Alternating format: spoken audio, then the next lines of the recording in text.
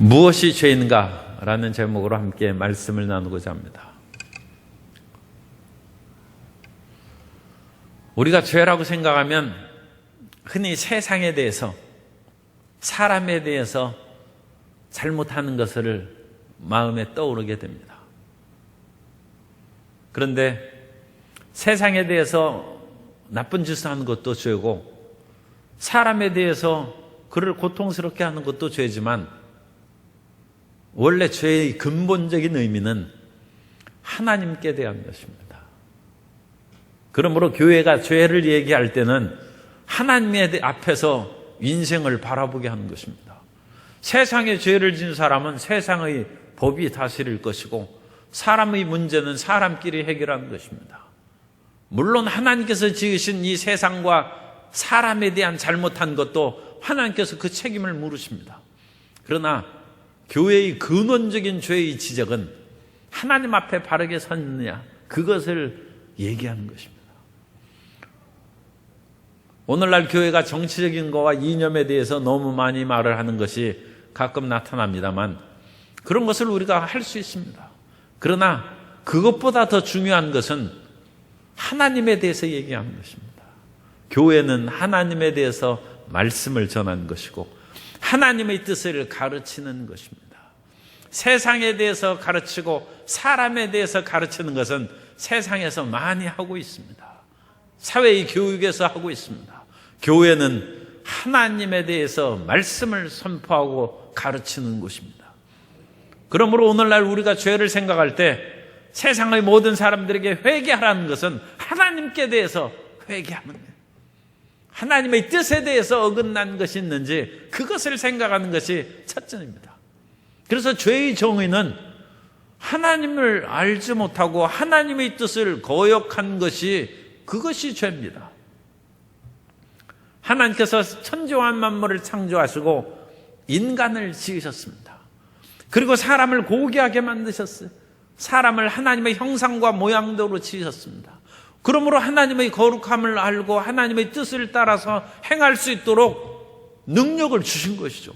하나님의 형상대로 지었다는 것은 하나님을 알만한 것을 그 속에 넣어 주었다는 것입니다. 그러므로 인간은 하나님의 뜻을 따라 하나님의 목적의 길로 나아갈 때 올바르게 사는 것인데, 그 인간이 하나님의 형상대로 지음받았음에도 불구하고 하나님의 뜻을 거역하고 하나님의 뜻을 반역하여 나가면 그것이 죄인 것입니다. 그러므로 우리는 우리 앞에 있는 여러 가지 세상과 사람들에 대한 잘못도 물론 그것이 올바른 것은 아닙니다. 그것도 죄죠. 그러나 그 회개에 앞서서 내가 하나님 앞에 정직한가? 하나님 앞에 과연 올바른 마음으로 주님을 섬기고 주님의 뜻을 따라가는가? 그것을 생각하는 오늘 죄란 무엇인가? 그것은 특별히 그 문제에 대해서 우리가 말씀을 살펴볼 것입니다. 하나님께서 우리를 지으시고 이 세상을 지으셨으니까 하나님께서 그냥 지으셨겠습니까? 우리가 어떤 일을 행하는 것도 목적이 있고 분명한 그 나아갈 길을 우리가 예상하는 것인데, 하나님께서 어찌 우리 인생의 나아갈 길을 미리 생각하시지 않으셨겠습니까? 그런데 우리가 나아가지 아니하고 그 하나님이 정하신 그 철도로 얘기하면 그 철로를 벗어났어요. 탈선한 거예요. 하나님이 나아가기를 원하셨던 그 길로 우리가 가지 않습니다. 죄란 하나님께서 바라보시는 그 길에서 탈선한 것입니다. 탈선. 그리고 죄란 것은 하말티아라는 그런 단어를 우리가 많이 사용한 것을 기억합니다. 하나님께서 우리를 명중시키고, 우리가 축구를 하고 그러면 축구를 넣어야지 골대만 맞고 나오고 빗나가고 그러면 얼마나 마음이 안타깝고 그 고통스럽습니까? 아무리 슛을 10번 해도 빗나가면 헛것이죠. 한 번을 했는데도 들어가면 그것이 사람들에게 기쁨과 희망을 주는 것이죠. 우리가 하나님의 뜻에서 빗나갔어요. 그것이 죄입니다. 그러면 우리는 하나님, 내가 과연 무엇을 위해서 하나님께서 나를 향하여 이루고자 하는 것이 무엇입니까? 그것을 묻는 것이 먼저 있어야죠. 그것을 알지 못하면 우리는 알지 못하는 중에 죄를 짓는 것이죠. 내 인생을 어떻게 살아갈지 내가 알지를 못해.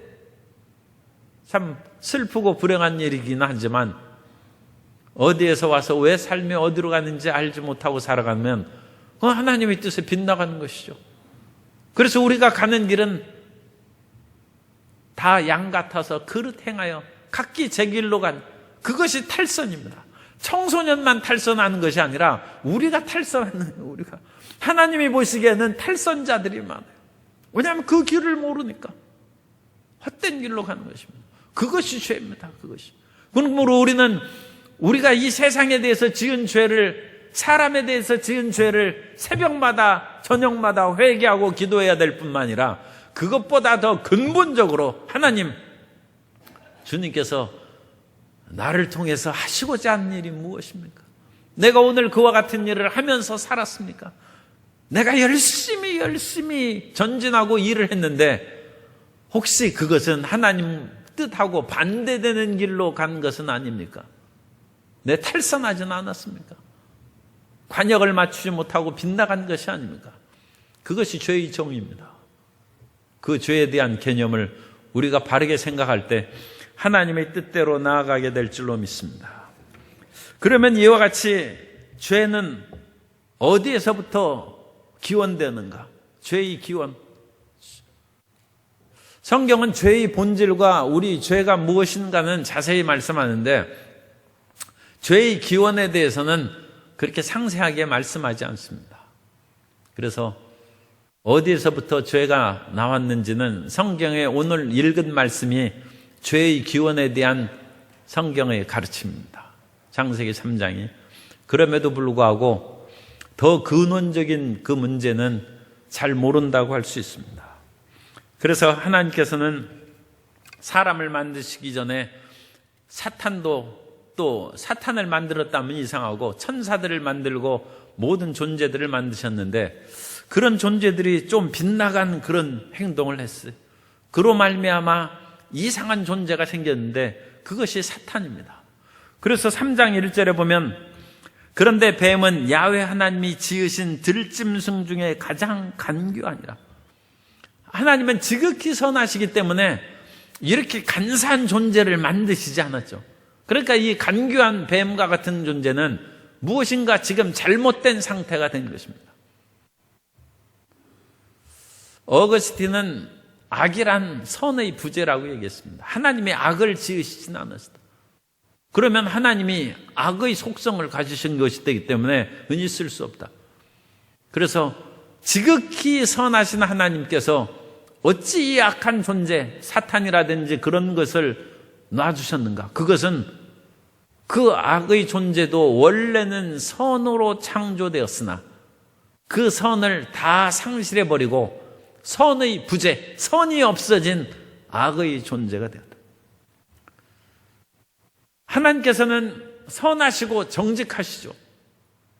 하나님께서 우리에게 거짓말을 하시고 하나님께서 우리를 속이거나 참 표현이 죄송스럽습니다만 간교한 일을 행하시지 않죠.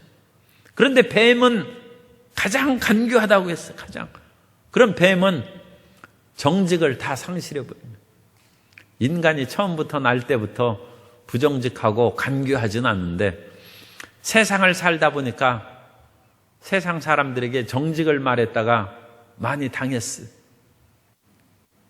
정직하게 말하면 그것으로 상대방이 역이용당해서 오히려 고통을 당할 수 있습니다.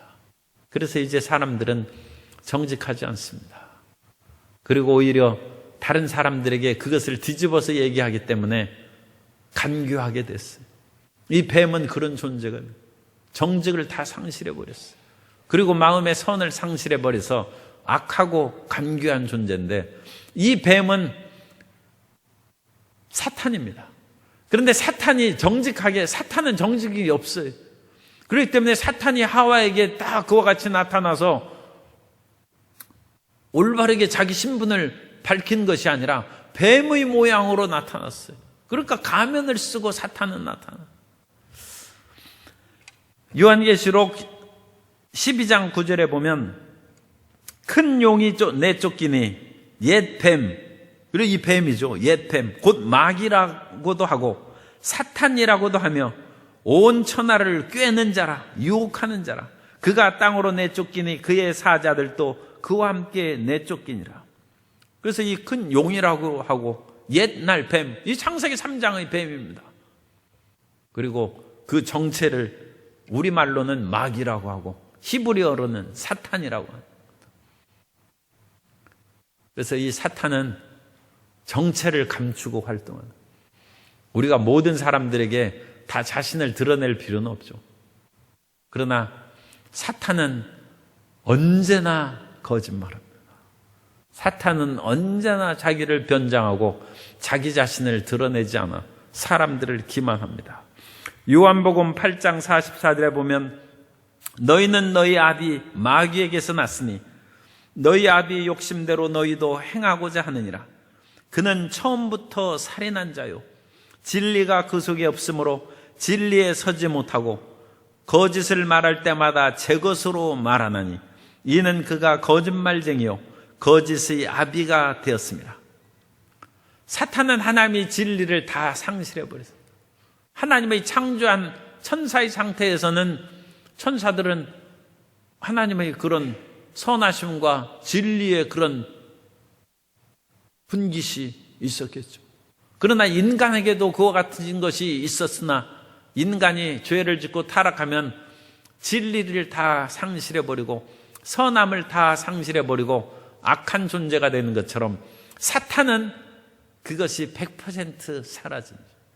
그러니까 항상 거짓을 말하고 그 거짓을 말할 때마다 제 것으로, 그러니까 이 사탄은 거짓을 말하면서 남을 속인다는 그런 생각도 없어요. 그 모든 것이 거짓과 악으로 뭉쳐있는 것입니다. 그래서 이 사탄으로 말미암아 인간에게 죄가 들어온 것이죠. 우리가 전에도 잠시 그런 사탄의 타락이라든지 그 마귀의 시작에 대해서 말씀을 나눈 적이 있습니다. 사탄의 타락은 비참하기 때문에 타락한 것이 아니라 아름답기 때문에 타락했다. 그렇게 이제 우리가 봅니다. 이사야 14장 12절 이하에 보면 너 아침의 아들 계명성이여 어찌 그리 하늘에서 떨어졌으며 너 열국을 높은 자여 어찌 그리 땅에 찍혔는고 내가 내 마음에 이르기를 내가 하늘에 올라 하나님의 뭇별 위에 내 자리를 높이리라. 내가 북극 지폐의 산 위에 앉으리라. 가장 높은 구름에 올라가 지극히 높은 이와 같아지리라 하는도다. 사탄은 아름다움으로 교만하게 되었습니다. 그것이 타락의 이유입니다. 사람이 너무 아름다우면 가장 큰 죄악 중에 하나인 교만에 빠질 수 있습니다. 그래서 우리는 아름답기를 원하는데 타락하면 교만한, 우리는 높아지기를 원하는데 높아지는 것이 지극히 높아지면 반항합니다. 그러니까 옛날에 왕이 있었어요. 이웃나라를 하는 것이 좋겠어요. 황제가 있었어요. 그래가지고 황제는 온 천하를 다스리는데 그 황제가 그 신하를 사랑하고 그 재주를 높이 평가해서 벼슬을 높였어요. 그래서 그가 지극히 높아졌어요. 그러면 황제에 반항할 수 있습니다. 낮은 자가 반항하는 것이 아니라 높아진 자가 반항하는 것이다. 그것이 죄의 기원입니다. 사탄은 아름답기 때문에 교만해졌고 높은 존재로 창조되었기 때문에 하나님을 거역하고 반항하였다. 그것이 우리가 성경을 통해서 추론할 수 있는 죄의 시작입니다. 그리고 그 죄로 말미암아 인간에게 똑같이 그 일을 시작한 것입니다. 그래서 사람들에게 교만에 빠지게 하고 반항하고 거역하게 하는 것이 인간의 죄인 거예요. 그래서 하나님을 대적하는 것입니다. 창세기 3장 15절에 보면 너희가 그것을 먹는 날에는 너희 눈이 밝아져 하나님과 같이 되어 선악을 알 줄 하나님이 아심이니라. 사람이 하나님의 형상과 모양대로 지어졌으니까 인간도 지금 상당히 탁월하게 지어지고 높이 지어진 존재입니다. 그런데 뱀이 유혹하는 것은 그거보다 더 높아질 것이다. 너희가 선악을 알게 하는 나무 열매를 먹으면 지금 눈이 2.0인데 더 밝아져서 눈이 5.0 될 것이다. 더 눈이 밝아져서 이제는 너희가 선과 악을 구분하고 내 스스로 판단을, 결정을 내릴 수 있는, 인간에게 최고 결정권자가 되는 것은 사람들이 그런 소원 가운데 하나입니다. 자꾸 결제해서 도장 맞고 올라가는 것이 피곤해. 마지막 도장을 내가 찍는다. 그래서 인간은 권력을 추구하고 최고의 자리를 추구하는 것입니다. 그런데 마지막 그 자리에 너 올라갈 수 있다는 것입니다. 너희 눈이 밝아져서 너는 하나님처럼 될 것이다.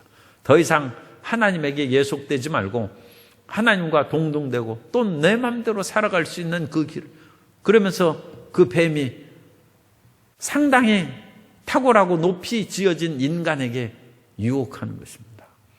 인간도 높아짐으로 말미암아 하나님을 반항하는 거예요. 어릴 때는 자녀가 부모를 순종하죠. 그리고 어릴 때 그걸 잘 양육하고 다스려야 되는데, 이 아이가 엄마 말을 안 들어요. 그래서 할 수 없이 엄마가 아빠를 불러야 돼요.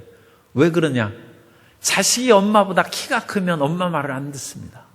할 수 없이 엄마보다 키 큰 아빠에게 손을 빌어서 자식을 훈계하는 거예요. 그런데 그 자식이 아빠보다 키가 크면 아빠 말을 안 듣습니다. 높아짐으로 거역하는 것입니다. 높아짐으로 반항하는 것입니다. 인간에게는 이런 뿌리 깊은 이 죄악이 있어요. 높아짐으로 교만해지는 것입니다. 그래서 이 뱀이 그걸 유혹하는 거예요. 너는 눈이 밝아져서 하나님과 같이 될 것이다. 그러므로 우리가 생각할 때 마음의 근본적인 그런 교만과 반항의 마음이 있으면 두려워해야 됩니다. 그것이 죄악의 우리 속에 뿌리 깊은, 예수님을 믿고 그와 같은 원죄가 청산되었다고 하면서도 여전히 그런 식으로 어디 나를 무시해? 그러면서 그것을 치받고 올려오는 그런 것이 있다면 조심해야 돼요. 그걸 소위 말해서 독사대가리라고 해요. 독사대가리처럼 딱 그게 솟아오르는 거예요. 그 독사대가리가 올라오면 옛날 조용기 목사님이 시골에서 살아갈 때 가다 보면 뱀이 이렇게 해가지고 쫙 머리 들고 그렇게 쳐다보는 때가 있대. 그러면 우리 시골길을 걸어가려면 이 막대기 같은 것을 하나 들고 풀섭을 헤치면서 이렇게 해야 되는데, 이런 뱀 대가리 있으면 그걸 탁 대면 목이 딱 부러진대. 그래, 저는 그 뱀을 그렇게 만난 적이 없었고, 그렇기 때문에 그 뱀 대가리를 그래 부러뜨린 적은 없어요. 그런데 그것을 이렇게 들은 후에 성경을 읽어보니까, 성경을 읽으면서 교만한 마음이 딱 들을 때가 있더라고요. 이것은 이런 일은 있을 수 없어. 그러면서 내 생각은 이것과는 달라. 하나님의 말씀을 읽으면서 인간의 교만이 딱 오른, 그거 막대기로 딱 때려야 돼. 그리고 막대기가 있어요. 시편 23편에 보면 주의 막대기와 지팡이가 나를 안위하시나이다. 그래가지고 그때부터 저는 하나님의 이 막대기가 필요하구나. 그래서 그것을 막대기가 시편 23편을 통하여 하나님의 막대기를 믿은 후에는 꿈을 꾸면 이 꿈에 그 귀신들하고 싸우는 꿈을 옛날에는 많이 꿨어요.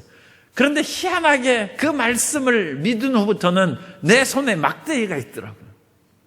막대기가 생겼는, 그리고 막대기로 싸우는 거예요. 옛날에는 그런 것이 없이 도망 다니고 쫓겨 다니고 그런 적도 있었는데, 주의 말씀을 딱 하니까 주의 막대기와 지팡이가 나를 안위하시나요. 그래서 이 흑암의 세력을, 우리 마음의 교만이 딱 솟아오를 때 그걸 딱 때려가지고 흑암의 세력을 꺾어버리고 부서뜨려야 됩니다. 이 죄는 이와 같이 사탄의 그런 유혹의 그것이 첫째고, 그 다음에 죄의 기원의 그런 그 근본적인 두 번째 이유는 인간에게 주신 자유의지입니다. 인간에게는 선택할 수 있는 자유의지를 주셨어요. 그래가지고 유혹이 다가올 때도 우리는 그것을 따르느냐 아니면 거역하느냐 하는 그 자기 결정권을 하나님의 한계 안에서 주셨어요. 그것을 자유의지라고 그럽니다. 그렇기 때문에 하나님께서는 인간이 죄를 지었을 때 변명하는 것을 좋아하지 않습니다. 왜냐하면 최후의 결정은 그러니까 모든 세계의 결정은 하나님이 하시는 것이고 너 자신에 대한 결정은 네가 하라는 것입니다. 그래서 하나님께서 타락한 이후에 하와에게 묻습니다. 그러자 하와가 창세기 3장 13절에서 야훼 하나님이 여자에게 이르시되 내가 어찌하여 이렇게 하였느냐. 여자가 이르되 뱀이 나를 꾀므로 내가 먹었나이다. 또 남자 아담이 선악을 알게 한 나무를 먹었을 때 창세기 3장 12절에 보면 아담이 이르되 하나님이 주셔서 나와 함께 있게 하신 여자 그가 그 나무 열매를 내게 주므로 내가 먹었나이다. 그러나 하나님께서는 아담과 하와를 용서하지 않으셨습니다. 그에게 죄의 책임을 물으시고 여자에게 해산하는 고통을 크게 더하고 남자의 다스림을 받는다고 징계하시고 남자에게는 이마에 땀을 흘리면서 먹고 살아야 될 것이다. 내가 처음에는 인간이 경작하는 사람입니다. 그러나 땅은 내게 가시왕건키를 낼 것이다. 인간의 노동의 저주입니다. 하나님께서 아담과 하와에게 책임을 물으셨어요. 왜냐? 인간은 원래 자기 자신을 통제할 수 있는 능력으로 하나님의 형상을 주었고 그 힘을 주셨기 때문에 그 책임을 물으신 것입니다. 오늘날 우리가 그리스도 예수 안에서도 그 책임 있는 존재라는 것을 기억하는 것이 필요합니다. 이 세상에는 끊임없이 시험이 다가오지만 하나님께서는 그 시험을 너희가 이길 수 있다는, 감당할 수 있다는, 너 자신이 그거에 대해서 책임을 져야 된다는 것입니다. 고린도전서 10장 13절에 보면 사람이 감당할 시험 밖에는 너희가 당한 것이 없나니 오직 하나님은 미쁘사 너희가 감당하지 못할 시험당함을 허락하지 아니하시고 시험당할 즈음에 또한 피할 길을 내사 너희로 능히 감당하게 하시니라. 인간에게 그리스도 예수 안에서 성령도 주시고 말씀도 주셨는데 시험 나는 못 이깁니다 해가지고 맨날 죄 짓는 것에 하나님께서는 그렇지 않다는 거예요.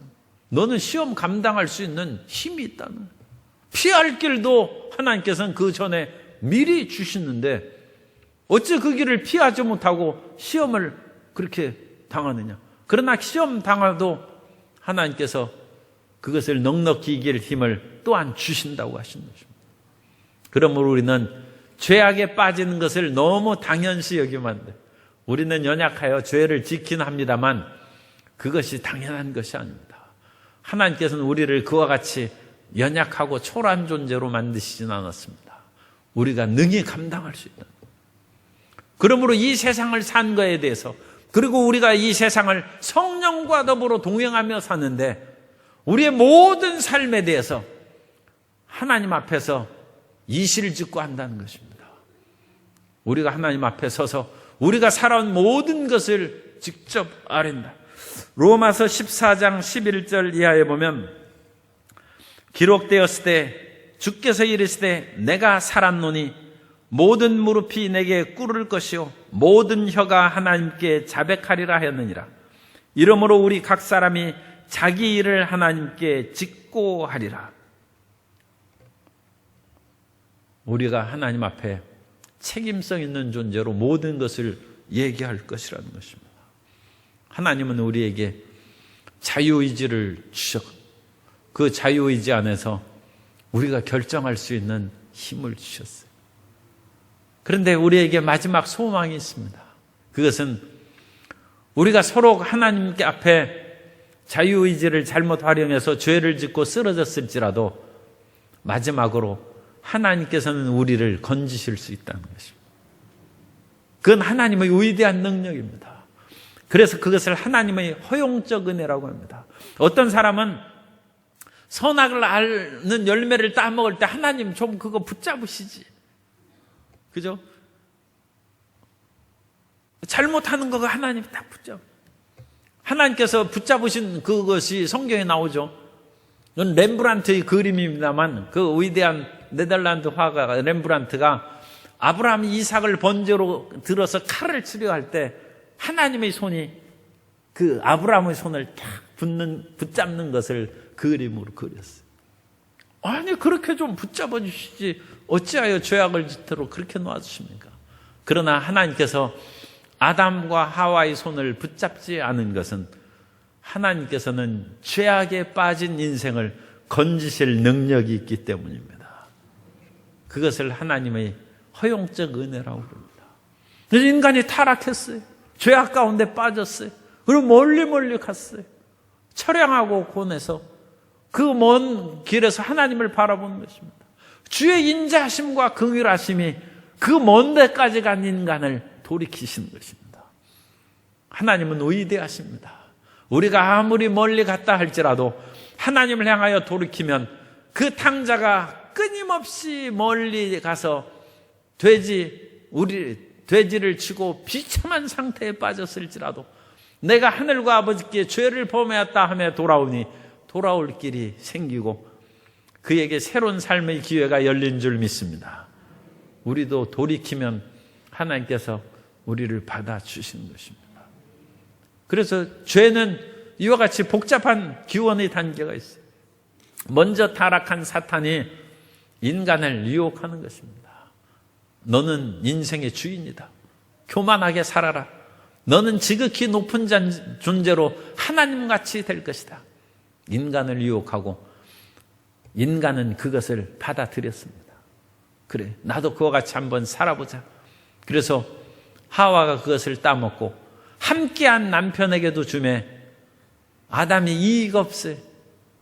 물론 그 아내를 사랑해서 그냥 먹었을 수도 있는데 저는 사랑도 그런 사랑은 잘못된 사랑일 뿐만 아니라 아담에게도 나도 하나님과 같이 되리란 욕심이 있어서 먹은 것입니다. 아담도 치명적인 죄를 범한. 그러나 하나님께서 손을 붙잡지 않은 것은 돌이킬 수 있는 실력이 있어요. 하나님은 죄진 인간을 회개시킬 수 있는 권능의 하나님이신 것입니다. 그러나 세 번째로 우리는 죄의 이와 같은 속성을 분명히 알고 죄에 너무 깊이 빠져서는 안 된다는 것을 우리가 알아야 됩니다. 죄의 속성은 지금까지 간단하게 우리가 살펴보기도 했습니다만 첫 번째는 불신입니다. 하나님의 말씀을 믿지 않는 거예요. 우리가 죄악에 빠지는 가장 첫 단계는 믿음을 상실해버리는 거예요. 믿음을 상실해버리는 것은 의심이 생기는 거예요. 의심. 과연 천국이 있을까? 과연 내가 죽으면 영원한 세상이 있을 것인가? 이 세상에서 모든 쾌락과 내 마음대로 사는 것을 내가 다 포기하고 예수님 믿고 헌신하고 봉사하고 사는데 과연 그 보상을 다 받을 수 있을까? 의심이 생기는 거예요. 그래서 마귀는 그런 의심을 생긴 사람에게 와서 부추깁니다. 그래, 천국은 없어. 그리고 그런 무슨 상급이 있겠어? 죽으면 끝인데 오늘 즐겁게 살으라고 얘기합니다. 그 노래 It's now or never, 지금 아니면 영원히 즐거움이 없으니까 즐겁게 살아. 그렇게 자꾸 사람을 유혹하는 거예요. 마음에 의심이 들어오고 자꾸 그런 것은 믿음을 지금 빼앗아가는 마귀 그런 전략이라는 것을 잘 인식하시기 바랍니다. 지금 의심이 생기는 것은 내가 지혜롭게 되는 것이 아니고, 의심이 생기는 것은 마귀가 내 옆에서 지금 소근거리고 내 속에 믿음이라는 보물을 살살 빼가려는 작전인 것을 생각해요. 그래서 마귀가 와서 묻는 거예요. 3장 1절이죠. 간교한 그 마귀가, 이 거짓의 덩어리인 마귀가 와서 여자에게 물어 이르되, 하나님이 참으로 너희에게 동산 모든 나무 열매, 이 중요한 것은 여자에게 물어 이르되, 이단들도 자꾸 묻습니다. 당신 목사님 정말 훌륭합니까? 당신 배운 것이 정말 진리라는 것을 확신하고 있습니까? 끊임없이 묻는, 끊임없이. 누구하고 다투지 않았습니까? 성도님들이 그렇게 봉사하는데 차량 그렇게 대고 그럴 때 혹시 시험에 들지 않았습니까? 그렇게 봉사하는 사람들이 정말 사랑으로 안내를 했습니까? 아니면 당신 차를 댈 때마다, 예배 때마다 시험에 들고 마음에 상처받고 그렇게 가지 않습니까? 그러면서 의심을 일으키는, 그거 다 가짜입니다. 마음에 의심을 일으키는 것입니다. 끊임없이 질문, 끊임없이. 우리 마음 가운데 끊임없이 질문이 솟아나는 것은 마귀에게 지금 상당히 도둑질을 당하고 있다는 것을 알아야 돼요. 예전에 이 예수님의 그것을 세상에서 그렇게 주의 종 되기 전에 그렇게 유혹을 받다 보니까 방언 받은 것이 의심이 생겼어요, 제가. 그래서 이 방언이 이게 가짜가 아닌가 해가지고 이 방언 기도하는 것이 이게 싫어지고 힘들어지고 끊임없이 의심이 생겨요. 우리 생각해봐도 방언을 처음 받을 때 얼마나 열심으로 기도하고 부르짖고, 그야말로 하나님의 방언을 처음 받을 때는 그 헌신할 때 그 방언을 받았어요. 그런데 그 방언이 그 다음날 그 밤에 집에 가니까 방언이 안 나오는 거예요. 그래가지고 하나님, 주셨다가 이렇게 그냥 뺏어가는 일이 어디 있습니까? 그래가지고 방언을 다시금 나오게 하기 위해서 석 달여를 그야말로 얼마나 열심히 기도했는데, 그러다가 방언이 다시 나왔어요. 물론 그 방언에 대해서 이제 차이점을 생각할 수 있습니다만, 그래가지고 방언을 받았는데, 그렇게 철저하고 확실하게 하나님의 은혜 가운데 얻은 방언을 어느 날 의심이 생기기 시작하니까 거칠 수가 없어. 감당할 수가 없어. 이게 마귀 짓이구나. 할 수 없이 금식을 했어. 사흘 금식을 했어. 그래가지고 육신의 생각이 끊어지자 의심이 사라집니다.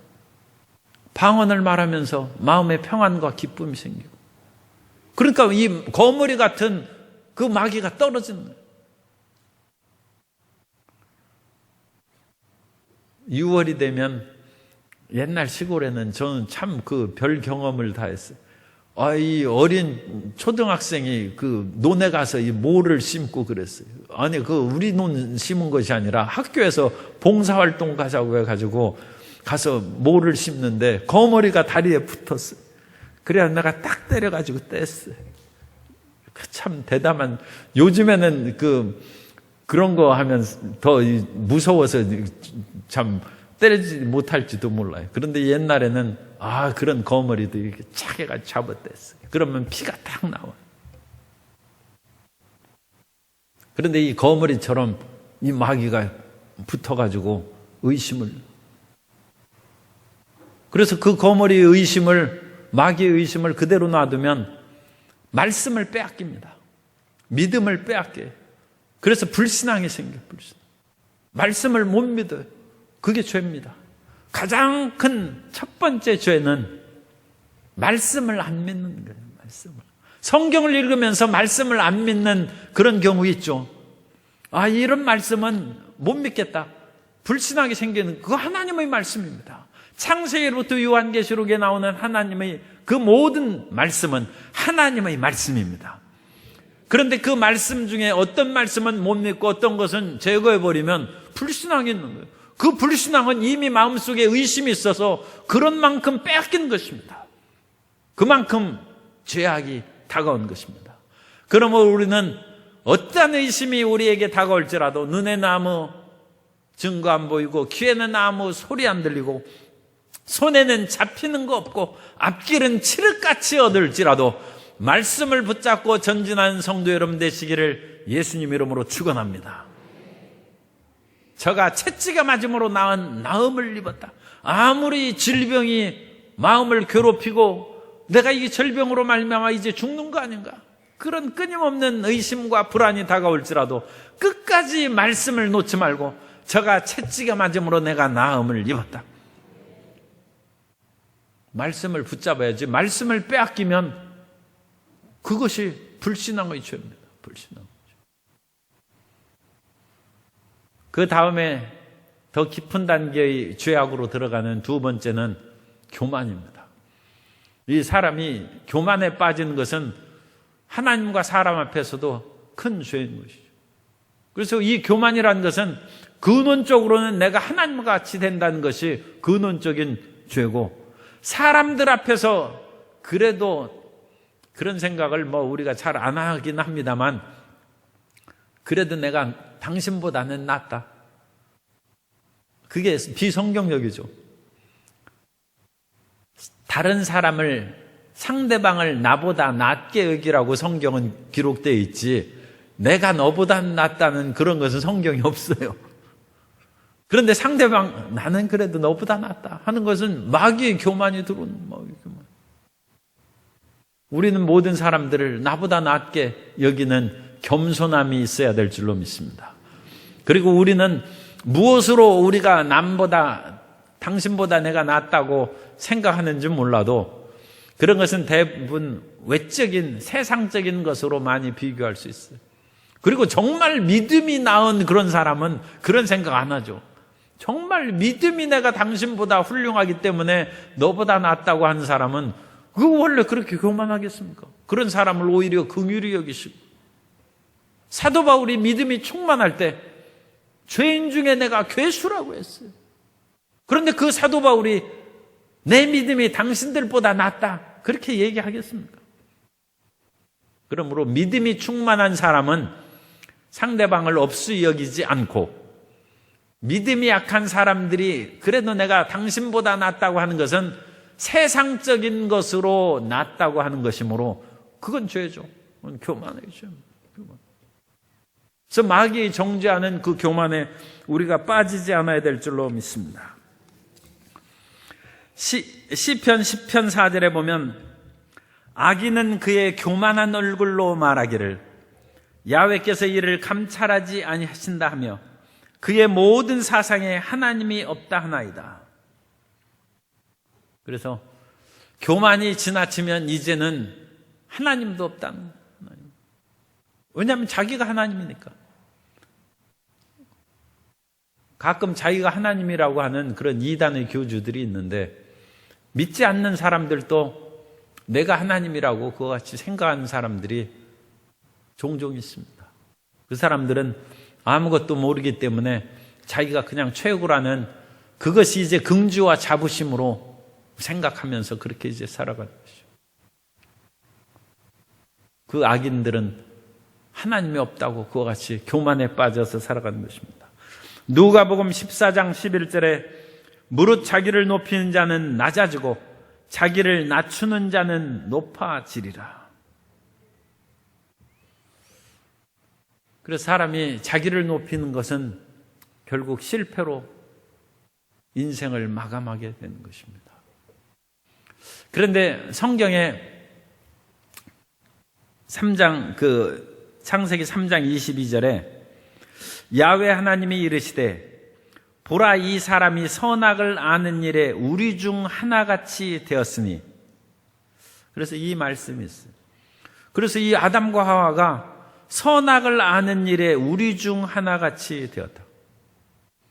그러면 선악을 알게 하는 열매를 먹고 뭔가 변화가 있긴 있은 것이죠. 그죠?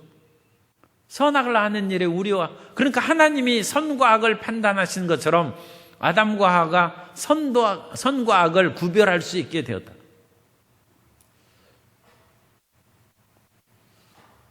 어떤 사람은 좋은 일이나 나쁜 일이나 나는 모든 것을 알아야 된다, 그렇게 생각하는 사람이 있습니다. 그것도 또 뭐 그럴듯하게 생각되기도 하고 그래요. 그런데 인간은 악을 다 알 필요가 없습니다. 하나님께서 그것을 우리에게 우려하시고, 그래서 선악을 알게 하는 나무 열매를 먹지 말라고 하는 것입니다. 인간이 악을 알아가기 시작하면서 행복하지 못합니다. 인간이 악에 대한 지식이 풍부함으로써 그것이 그 인생의 유익이 되지 않습니다. 부모님은 될 수 있으면 자녀에게 악을 가르치지 않습니다. 세상의 온갖 악과 교만하고 거짓되고 간교한 것을 세상 살아가다 보면 부모님이 경험하는데, 그걸 어찌 자식에게 가르치겠습니까? 너는 그것을 알지 못하는 것이 좋다. 하나님께서 아마 그런 뜻이 아니었을까? 인간이 악을 하는 것이 결코 지혜롭게 되는 것도 아니고 행복하게 되는 것도 아닙니다. 그것을 고린도전서 10장 23절 이하에서 말씀합니다. 모든 것이 가하나 모든 것이 유익한 것은 아니요, 모든 것이 가하나 모든 것이 덕을 세우는 것은 아니니 누구든지 자기의 유익을 구하지 말고 남의 유익을 구하라. 무릇 시장에서 파는 것은 양심을 위하여 묻지 말고 먹으라. 옛날 시장에서 파는 것은 우상의 재물을 파는 거예요. 그런데 그것을 다 알고 안 사 먹는 것도 물론 되죠. 그러나 하나님께서는 너무 신경 쓰지 말고 시장에서 파는 것은 우상에게 바쳤던 재물이든 뭐든지 그냥 사다 먹으라는 것입니다. 모르는 채 그 음식만 깨끗하면 됐지, 그 우상의 제단에서 바쳤던 고기다 해서 그런 것으로 신경 쓸 필요 없다는 거예요. 인생이 너무 악에 깊이 빠지지 말라는 것입니다. 악을 조사하고 악을 자세히 아는 것은 그 사람의 마음에 의심과 타락을 일으키지 그 사람을 선의 길로 인도하지 않습니다. 참 희한하게 악은 악의 길로 사람을 유혹하지 악을 통해서 선을 배우지 않습니다. 그러므로 너무 나쁜 것을 많이 아는 것은 유익이 되지 않습니다. 나쁜 것을 많이 아는 것은 그 사람의 마음을 탁하게 하는 것입니다. 악을 생각하지 않는 고결하고 순수한 마음을 귀히 여기고, 너는 너무 순진해, 어떤 면으로는 이거 바보 아니냐, 그런 거에 대해서 너무 자격지심을 가질 필요는 없습니다. 악을 많이 아는 것은 자랑이 아닙니다. 그래서 우리는 이런 교만한 것, 나는 악도 알고 온갖 것 내가 내 마음대로 판단한다, 그것이 교만입니다. 그런 교만한 마음이 죄. 그래서 불신앙, 그것이 첫 번째 다가오는 것이고, 그 다음에 교만한 것이 두 번째로 다가오는 그런 죄악이고, 그 교만함이 더 성숙하고 열매 맺으면 불순종이 다가와요. 반역하는 반.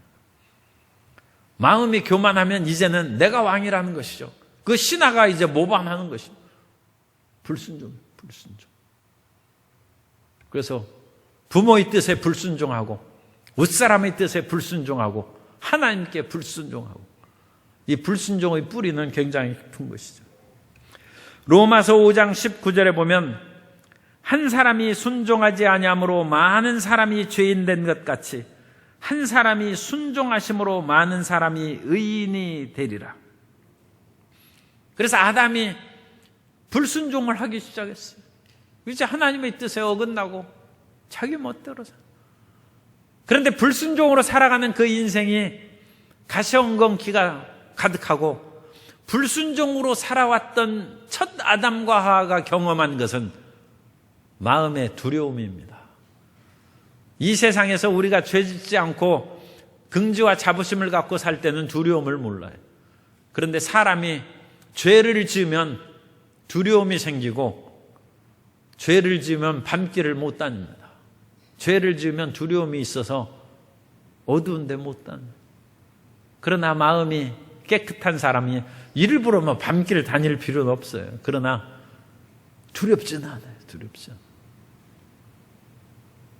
마음에 그런 온갖 악이 가득하면 그것이 끊임없는 두려움으로 귀신들이 도둑질하고 노략질하는 것인데, 그거 없으면 우리 마음이 두려움이 없는 거예요. 불순종으로 이런 두려움이 타고 반역한 마음입니다.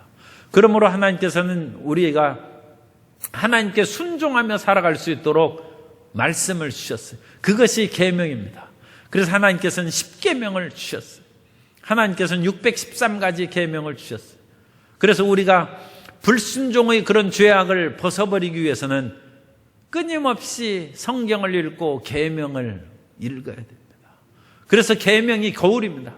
계명에 비춰봐서 내가 하나님 외에 다른 신을 섬기지 않는가? 하나님의 우상을 앞에 절하지 않는가? 야훼 이름을 망령되이 일컫지 않는가? 안식일을 범하고, 그 안식의 의미는 이제 하나님을 신령과 진정으로 예배하는 그것을 말하겠죠. 그런 하나님을 진정으로 예배하는 것에서 벗어나지 않는가? 부모님을 공경하는가? 살인하고 간음하고 도둑질하지 않는가?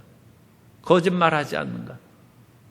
탐욕이 가득하여서 이웃과 잘못된 것들을 내가 탐심을 갖지 않는가? 그 계명이 우리를 순종하게 하는 것입니다. 그 계명에 부딪히면 마음을 금방 꺾어버리는 것이, 그것이 믿는 사람입니다. 우리는 우리 마음대로 자꾸 나아가려는 경향이 있는데, 하나님의 계명이 우리를 딱 부딪힐 때 마음을 꺾고 돌이키는 저와 여러분 되시기를 바랍니다. 그것이 불순종에서 돌이키는 거예요. 그런데 하나님의 이 말씀이 딱 부딪혔을 때 그 말씀을 그냥 넘어가려고 하는 것은 불순종이고, 그것이 사울의 죄입니다. 하나님께서 사울에게 분명히 아말렉 모든 사람을 진멸하라고 했는데, 그 전쟁에서 승리했을 때 아가왕과 양떼와 소떼의 좋은 것을 살려두고 돌아왔어요. 하나님의 말씀을 불순종했어요. 그래서 하나님께서 사무엘을 통하여 뭐라고 말씀합니까? 왕이 하나님의 말씀을 버렸으므로 하나님께서도 왕을 버려 왕이 되지 못하게 합니다. 말씀에 순종할 때 하나님께서 우리에게 은혜를 내려주십니다. 불순종을 버려야 됩니다. 불순종은 반역하는 마음입니다. 반역하는 마음이 예언서에 보면 끊임없이 패역한 자로 나오죠. 패역한. 죄악의 마지막 단계. 불신앙도 죄고 교만한 것도 죄지만 최종적인 단계는 불순종하고 반역하는 것입니다. 그 3대 죄악을 다 던져버리고 신앙으로 살아가고 겸손하게 살아가고 순종하는 성도 여러분 되시기를 예수님 이름으로 축원합니다.